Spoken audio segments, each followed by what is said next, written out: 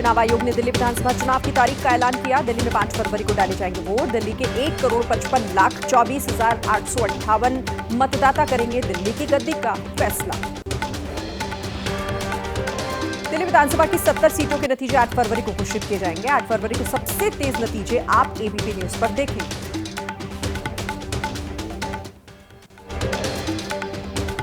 मुख्य चुनाव आयुक्त राजीव कुमार ने बताया, देश में मतदाताओं की संख्या हो चुकी है 99 करोड़। जल्द ही आंकड़ा 100 करोड़ के पार करेगा।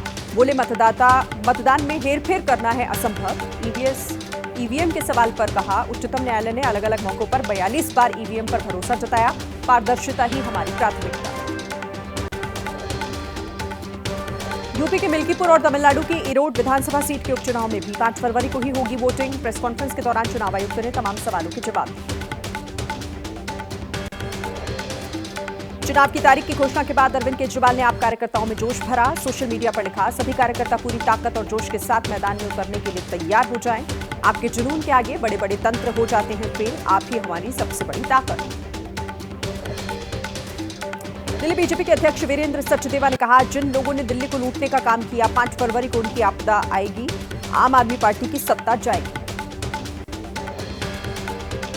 दिल्ली चुनाव की घोषणा के बाद बोले, दिल्ली कांग्रेस के प्रभारी काजी निजामुद्दीन, कांग्रेस पूरी तरीके से तैयार है। बची हुई सीटों पर उम्मीदवारों का ऐलान जल्द करेगी पार्टी।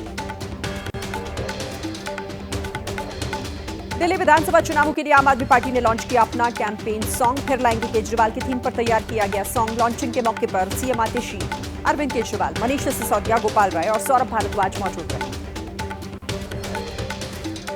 बीजेपी ने आम आदमी पार्टी के खिलाफ जारी किया नया पोस्टर। चुनाव आयोग के अधिकारियों को धमकाने का आरोप लगाया। कुली और ऑटो ड्राइवर्स के लिए रेल मंत्री का बड़ा ऐलान। ऑटो और टैक्सी वालों को पार्किंग शुल्क में बड़ी राहत दी। कुली के लिए रेस्ट रूम समेत आयुष्मान भारत योजना के तहत मेडिकल सुविधाएं मिलने की कही बात।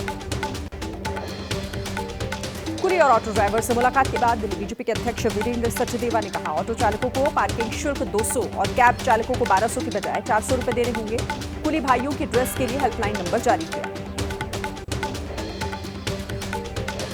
नई दिल्ली सीट से बीजेपी के उम्मीदवार परवेश वर्मा बोले, केजरीवाल या तो नई दिल्ली सीट से भागेंगे या फिर 2 सीटों से चुनाव लड़ेंगे। कहा, हम लोग अगले महीने से ही दिल्ली के लोगों को सरकारी नौकरियां देना शुरू कर देंगे।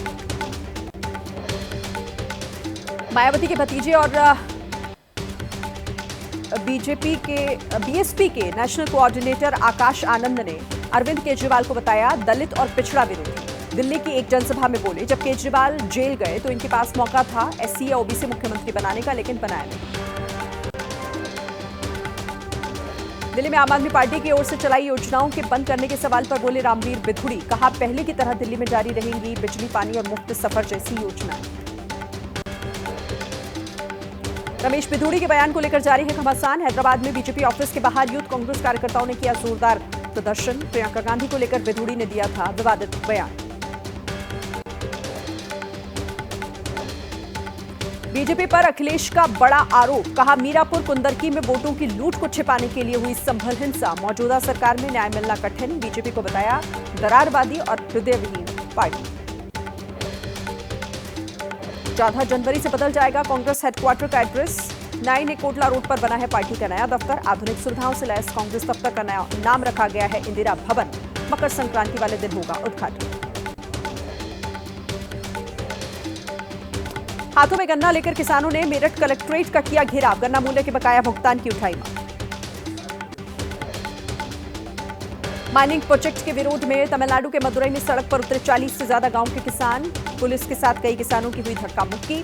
किसानों ने कहा, माइनिंग प्रोजेक्ट से हमारी जिंदगी और पर्यावरण को नुकसान होगा। प्रोजेक्ट को रद्द करने की मांग उठाई। संभल के बाद अलीगढ़ की जामा मस्जिद पर भी सवाल उठे। आरटीआई एक्टिविस्ट ने पिछले 4 साल में कागज इकट्ठा कर कोर्ट में डाली याचिका। मस्जिद को बताया हिंदुओं का बाला किला। 15 फरवरी को होगी अब इस मामले की अगली सुनवाई।